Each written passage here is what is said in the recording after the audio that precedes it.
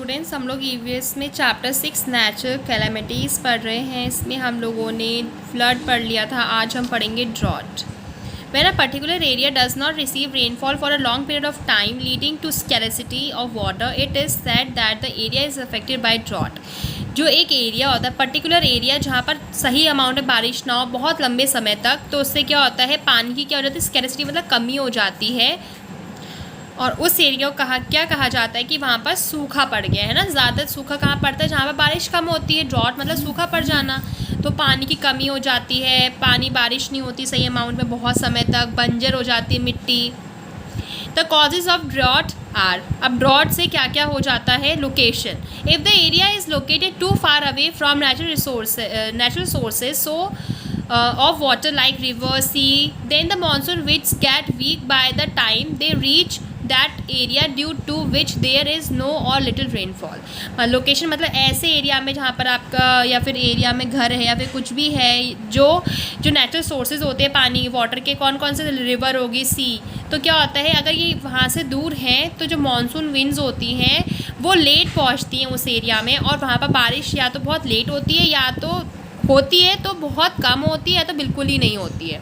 In India some areas of Rajasthan, Bihar and Madhya Pradesh are away from natural sources of water due to which the area tends to receive little rainfall throughout the year. ठीक है, ये India में कुछ ऐसे areas है जहाँ पर जैसे राजस्थान, बिहार या फिर मध्य प्रदेश, यहाँ पर क्या है, जो कुछ एरिया ऐसे हैं जो नेचुरल सोर्सेज से थोड़े दूर है, पानी के जो पानी के नेचुरल सोर्सेज होते हैं, रिवर, लेक, पॉन्ड, इनसे थोड़े दूर हैं। इसकी वजह से वहाँ पर जो एरिया में पानी की थोड़ी सी कमी रहती है, बारिश नहीं होगी तो पानी की कमी रहेगी। ठीक है, इसीलिए जो पूरे साल वहाँ पर जो बारिश होती है वो बहुत ही कम अमाउंट में होती है पूरे साल। डिफॉरेस्टेशन, पेड़ों की कटाई का मतलब, डिफॉरेस्टेशन मतलब होता है पेड़ों की कटाई। Cutting of trees leading to excessive deforestation also leads to scarcity of rainfall in that area. अगर मान लो आप पेड़ काटते रहोगे तो उससे भी क्या होगा, डिफॉरेस्टेशन हो जाएगा। तो डिफॉरेस्टेशन के होने के वजह से भी क्या होता है, उस एरिया में रेनफॉल कम होती है, बारिश की कमी हो जाती है, तो उससे क्या होता है, मिट्टी वहाँ की क्या होती है, बंजर हो जाती है। यहाँ पर इमेज में आप देख सकते हैं। द इफ़ेक्ट्स ऑफ ड्रॉट्स, अब ड्रॉट पड़ जाते तो उससे क्या क्या प्रभाव पड़ता है इंसानों पे या फिर एनिमल्स पे, क्या क्या।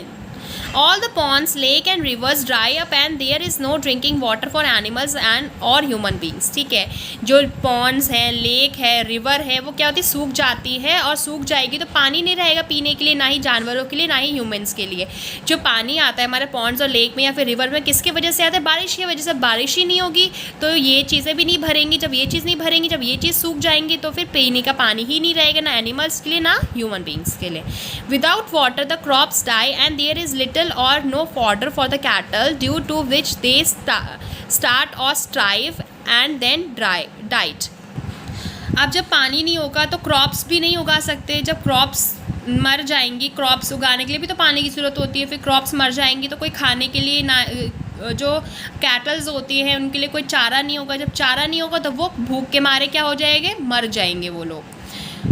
No new crops can be grown as the soil becomes dry, so the farmers are the worst hit at the time of drought and they strive। मतलब अब जिससे ये मिट्टी देख रहे हो आप कैसी होगी, इतनी सारी ड्रॉट होगी। अब एक बात बताओ, ऐसे खेत में कोई खेती कर सकता है क्या, नहीं कर सकता। कोई भी नई जो फसल है वो नहीं उगा सकते। तो जो फार्मर्स होते हैं वो बहुत ही बुरी तरीके से, क्या कह सकते हो, नेचर का उनके ऊपर मार पड़ती है कि जब पानी नहीं है तो वो अपने क्रॉप्स को कैसे उगाएंगे।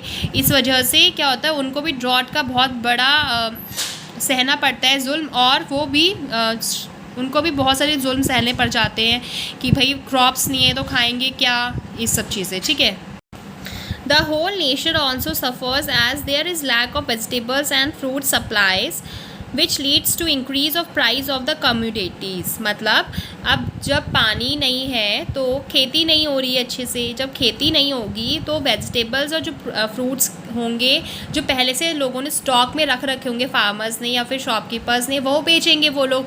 जब वो बेचेंगे तो प्राइस कैसे करेंगे, बढ़ा के बेचेंगे ना, तो उससे क्या होगा, उनको तो नफ़ा हो जाएगा। तभी देखा होगा कभी कभी क्या होता है, एक बार प्याज याद होगा आपको, प्याज का एग्जाम्पल, प्याज कितना ज़्यादा महंगा हो गया था क्योंकि प्याज ही नहीं आ रहा था। तो प्याज जब बेच रहे थे 100 रुपये kg, इतने रुपये, कितना महंगा कॉस्ट हो गई थी प्याज की, है ना।